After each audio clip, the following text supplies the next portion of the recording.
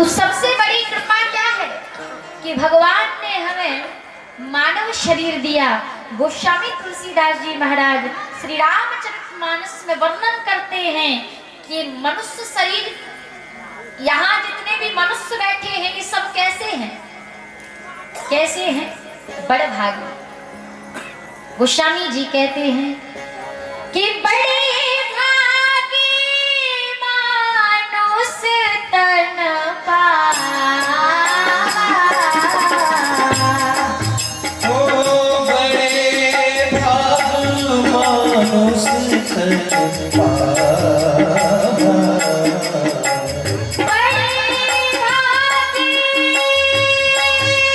मानुष तन पावा। बड़े भाग मानुष तन पावा। बड़े भाग मानुष तन पावा।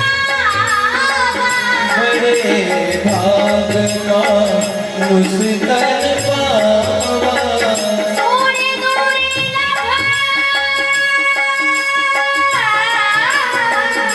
सोने दूरी लभा सदजान लगा। बड़े भाग मानुष तन पावा। बड़े भाग मानुष तन पावा।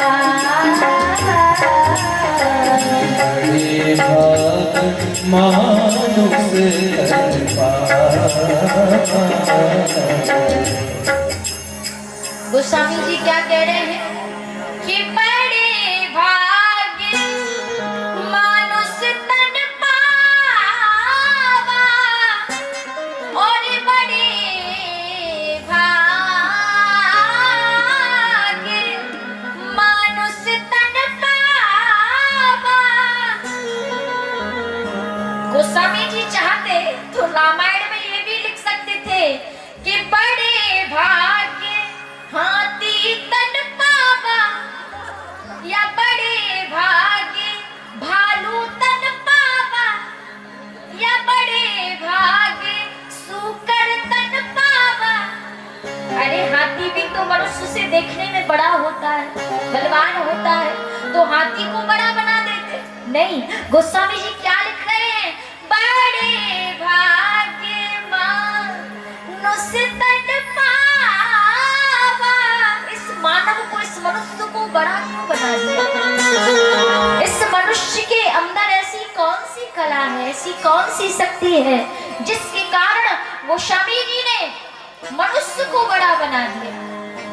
बड़े भाग मानुष तन पावा। मनुष्य के अंदर ऐसी कौन सी विशेषता होती है जो पशुओं के अंदर नहीं होती? अरे अगर मनुष्य अपना पेट भरना जानता है तो पशु भी अपना पेट भरना जानता है। अगर मनुष्य बच्चे पैदा करने जानता है तो पशु भी जानता है। पशु भी विषय वासनाओं का आनंद लेता है, मनुष्य भी विषय वासनाओं का आनंद लेता है। लेकिन मनुष्य के अंदर ऐसी कौन सी एक विशेषता है जिसके कारण गोस्वामी जी ने बड़े भाग मानुष तन पावा? क्या विशेषता है मानव के अंदर? बताइए बताओ। मानव के अंदर पशुओं से ज्यादा कौन सी एक्स्ट्रा वस्तु होती है, पाई जाती है, जो केवल मानव मनुष्य के पास है, पशु के पास नहीं?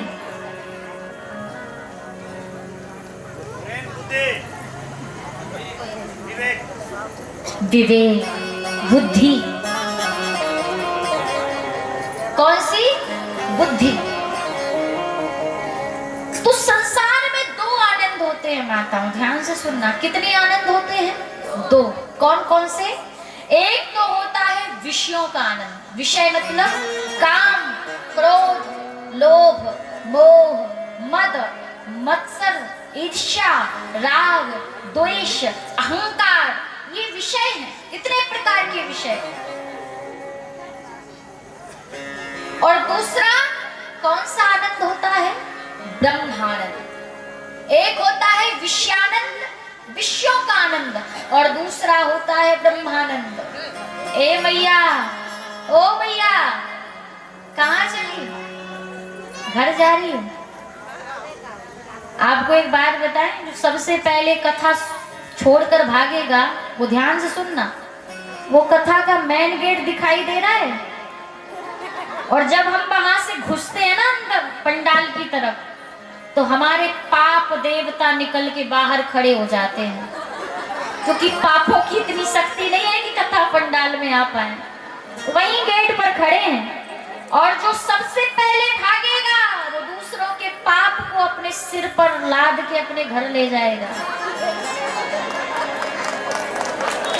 इसीलिए विचार करना कि कथा को बीच में छोड़कर कोई नहीं भागेगा, दूसरों के पाप को अपने सिर पर बिठा कर ले जाएगा अपने घर।